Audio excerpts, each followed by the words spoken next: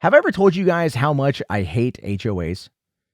Like, I really, really hate HOAs. When I bought my house, I told my realtor, no HOAs, because homeowners associations are terrible. I made a joke to a passenger of mine last year about how I could probably win the presidency in a landslide if I came out and said, I will abolish all homeowners associations.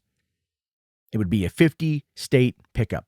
And she laughs and she goes, you're probably right. And I say this as the president of my homeowners association, of which case she told me she only did it because nobody else would.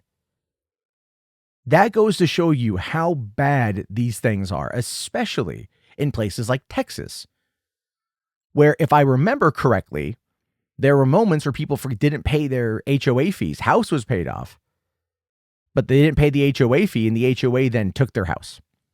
And it was a service member, too, who was currently out of the country, right? It's an evil, disgusting type of organization. Still not as bad as organized religion, but up there. And it's just, yeah. Anyway, here's what we know. In this case, an HOA has removed a Memorial Day tribute to a fallen soldier.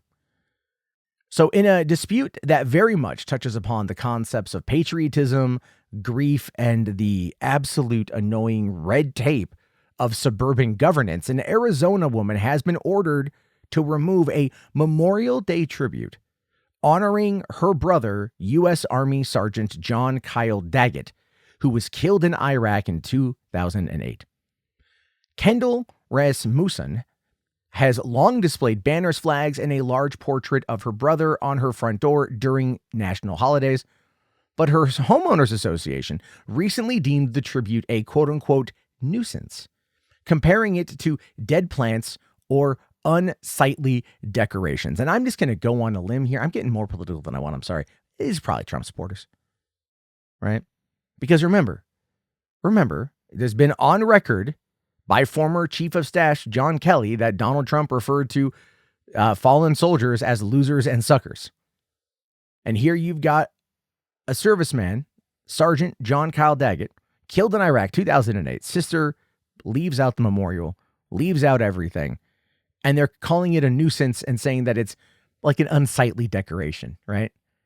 Could you just imagine that conversation? Yeah, hey, sorry, Kendall. The HOA has decided that your memorial to your brother is kind of unsightly, and like we really want to make sure that people move in here and they don't want to see no dead soldiers because it's kind of icky. Right? Honor the troops, honor the fallen, honor those things. We are told that these are bedrocks of our society. Unless you're a goddamn homeowners association. Anyway, this is what they say.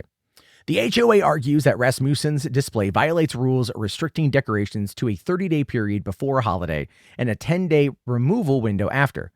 They claim that her tribute has become a quote-unquote permanent fixture, thus breaching HOA standards. However, this is not the first clash between Kendall Rasmussen and the HOA. In 2018, a similar disagreement led to a $500 fine, though community support helped reverse that decision. Good. Communities need to stand up to the oppressors that are homeowner association people. Now, this time, the management, they are enforcing the rules more strictly. They are reigniting tensions amongst the neighborhood. Rasmussen says the HOA's actions are disrespectful to her brother's memory and undermine her freedom to honor a fallen soldier on Memorial Day. She has actually again received support from neighbors, some of whom have displayed their own flags in solidarity. Hell yeah, America, USA, fuck yeah. America, right? You got to have that. Look, if anything, we are a people, despite our political and sociological differences, our class differences, our religious differences, all that kind of stuff, man. We can come together and understand when someone's got a boot to their neck unfairly. And we can stand up and push back against that. You know, whether it is loud voices or small voices, every act of defiance moves the needle forward, something we need to remember more of in this country, to be fair. So I fully support that. I also really hate homeowners associations. Now, look, this is all about, this. I should say this is going to probably create a larger conversation about personal expression in these neighborhoods, end HOAs, right? And it really does kind of underscore like this rigid enforcement of the aesthetic that the HOAs want, right? They want everything to look uniform, everything to look compliant, everything to look the same. Because individualism is bad to an HOA, right? You want to paint your house, you got to get approval of the HOA. Your car broken down in your driveway for too long, you might get fined by the HOA. Your grass not short enough, you might get fined by the HOA. Because they want you to live under their rule, despite the fact that you have already purchased the land and the house that you are currently living in. It is wild to me that these things are allowed to exist.